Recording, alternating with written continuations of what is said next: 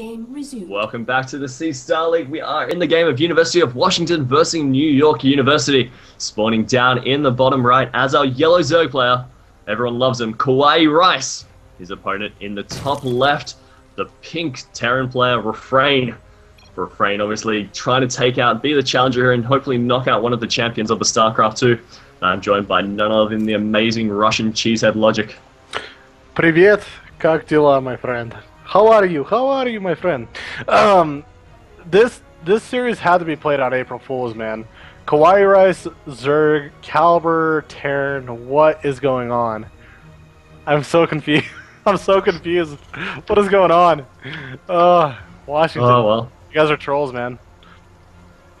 Well, this is game number 4 of the series. Right now, Washington is leading 2-1 at the moment. I guess Kawhi Rice registered himself as a Zerg player, so very little interesting twist to the series. Typically, of course, you guys know Kawhi. He is a Terran player at heart.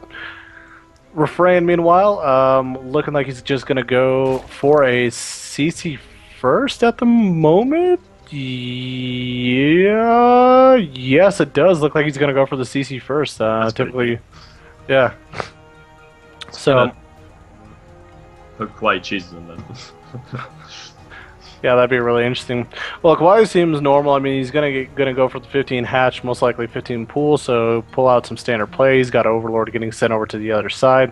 Drone scouting at the moment, actually doing a really wonderful job. He was 9 drone scouting, so he was making sure that there's no proxy Raxes for the proxy Reaper. And that's actually something I find fairly interesting right now in the CSL. We haven't seen a lot of players, a lot of Terrans in TVZ utilize that kind of 8 Rax, 8 Reaper playstyle. I find that really, really interesting because that does have a capability to do a lot of damage. And, you know, some of the players, of course, not being pros themselves, they might not be too aware of that or might not know exactly how to properly handle that. But overall, still, not too bad from both players. Right now, Kawhi harassing Refrains, building CC at the moment. Has to be careful, make sure he has to micro, not lose that SCV for no reason. And at this point, you know, Kawhi just trying to take it out, just trying to focus away. Getting too close. It's getting really close. Oh my god, 1 bite away at this point, man. 1 chomp away, and that's going to be in a lot of trouble. Yeah, this is just really annoying as a Terran player myself. This tends to be very, very annoying. Sometimes really just distracting. Again, you don't lose too much damage from, but between the mining time, between the switching, between maybe even potentially losing an SCV, it could turn out really bad for you. It just sets you back a little bit. Kawhi, meanwhile, grabbing his 3rd hatch at the moment, doing everything proper, getting a very quick 3rd hatch himself, realize that, hey, you know what, he can't attack me for a while, so why not grab my 3rd hatch and do that whole bit. Yeah, I mean, oh god, I'm dying here. Drop's probably going to be a prevailing factor. Given the fact that now Kawhi is spread out quite a lot, there is that opportunity, obviously, for those Terran players, and potentially even Widow Mine transitions to be quite effective here. He is, though, going for 3 CC, as you were saying, so we'll be relying very much on that bio army, at least in the early stages of the game. I don't really see a transition to be coming on the horizon. Usually when you've got this many bases in the economy, I think bio is the way to really go. Well, on this type of map, again, there's fairly open kind of spaces, at least drop areas for in the main. There's a lot of back kind of behind areas on some of the natural and the 3rd as well. So the speed and medevac boost could really be useful on this type of map. So it's good to see that he's deciding to go into bio. That type of harassment and pressure could be very useful, and especially seeing that he's going to go really fast 5 racks. Really fast 6 racks. Oh, that means he's going to put a lot of pressure on Kawhi, but he does have to make something happen out of it. He does have to harass. He does have to do some serious damage to make this really effective, because if he doesn't, he could fall behind significantly, especially with the CC first and then investing right away into 6 barracks. Yeah, I mean, we could see maybe an old style just straight up push and then even go for, you know, proxy, not proxy rather, sorry, bunker placement, but I guess the creep spread's starting to get a little bit too out of hand, so that should really be a possibility. Doing a really nice job of Kawhi is trying to get that going. What I'm wondering is, right now, what exactly is going through Refrain's mind? Is he, with the 6 racks, he does have to put pressure, but he's got to go, now. He's already got 4 Marines out, so go attack right now and just rally the rest of the units. The longer he waits, the longer it's going to kind of affect his own play, because, you know, Kawhi at the moment, he doesn't really have a lot of units. He's playing fairly greedy himself. He's just getting more drones. He's getting the double gas. Where are all of his links? He doesn't have any. Does he have enough gas for speed? No, not yet. So this would be kind of the perfect perfect timing to get on in there in the natural or pick off the third and do what damage he could possibly over there. Now, yeah, and I mean, look at this. He's starting a Roach Warren and an Evo Chamber as well. There's still no units out as well. This is actually probably one of the most greediest plays I've seen from a Zerg in a long time. And this just doesn't work unless it gets not punished or just like the Terran sits back like this. I mean, look at this. This is how I mean, imagine right now if SCV pool as well. Yeah, imagine if half of those Marines already were heading over and doing harassment. I mean, you would force Kawhi to put units out. Right now, he's getting the Roach Warren out, so he's going to be able to get Roaches out. He's going to be able to get Lings out. I mean, yeah. What's he sitting on now? I think he only had like 2 Lings. Yeah, he still only got 2 Lings and no actual offensive units being produced. The Roach Warren has finished. Does he switch straight into Roaches? No, goes straight for less. So being... Oh, he's got 8 Roaches, so I mean, he's still being so greedy, it's unfathomable. Yeah. Well, here we go. The Marines and the SCV is getting on in here. Oh my god, are they going to be able to actually do some serious amount of damage? 13 Roaches are out on the way, so I think this should be able to get cleared out. But some of those Roaches... Yeah, some of those Roaches are going to pop out on wrong ends of the playing field as well, so he's going to have to micro everything very cautiously as well.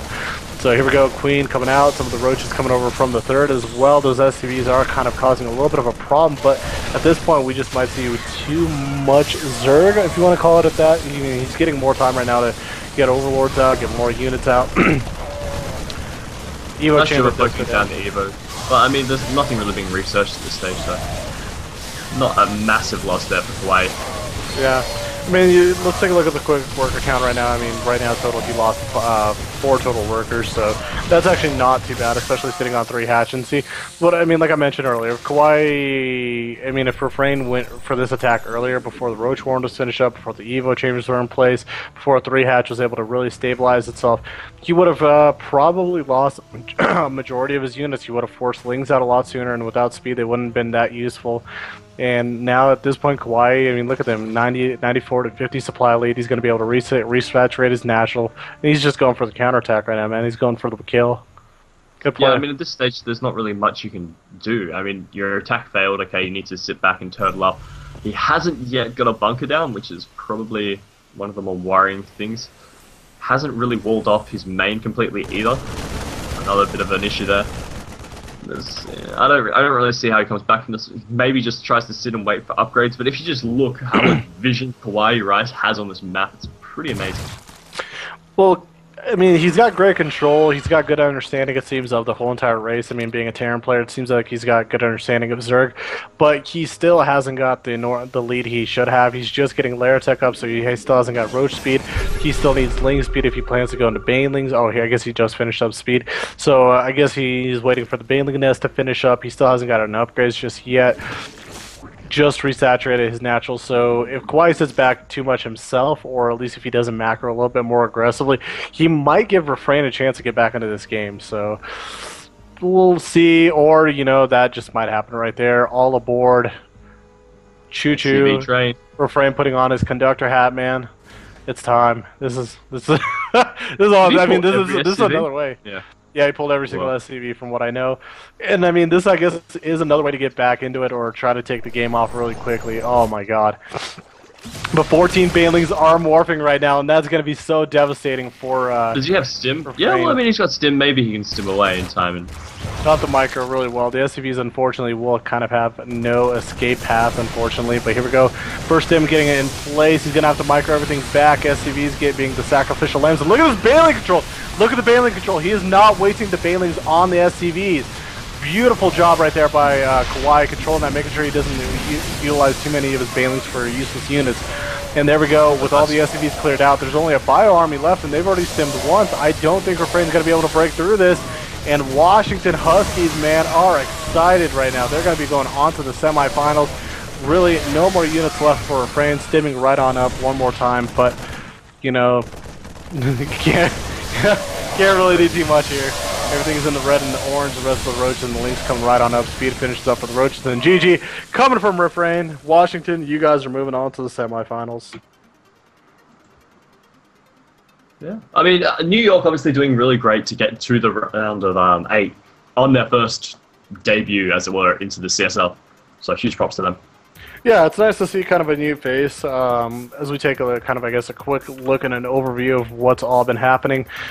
With the round of 8, if you guys didn't watch yesterday, our other duo casted University of Maryland College Park versus the University of Texas Austin, which of course Texas won 3-2, so they're going to be facing off against today's winner between Utah and Western Ontario, which was Western Ontario. The bottom half of the bracket had, of course, University of Washington. We just watched them win over New York University. They're going to be playing against Georgia Tech, who beat Cal Poly yesterday, another new name. So it's kind of nice seeing some of these new schools sort of get their names out there, getting far in some of these qualifiers. It's neat, man.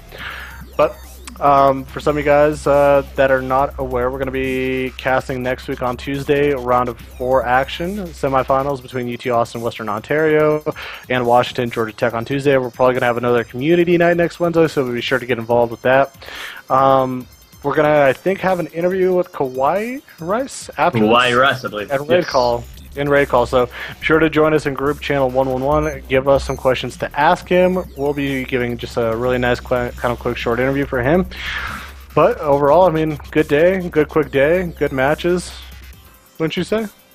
Yeah, I mean, it was pretty exciting to see some Protoss players finally take place in the CSL. We obviously didn't get to see that last week, but now seeing some really cool strategies and obviously getting to see some Oracle play and how to divvy it up to an extent. I mean, it wasn't the standard Oracle play using it to detect and then using Void Rays to back it up to clear out Widow Mines. It was a really nice strategy. So yeah, a lot of really great things. Yeah. Well, guys, we'll see you guys all in Raid Call. We're going to take a quick commercial break and see if we're going to do this live or not. We are going to do this, I guess, live, so don't go anywhere. So after a quick commercial break, we'll be right back.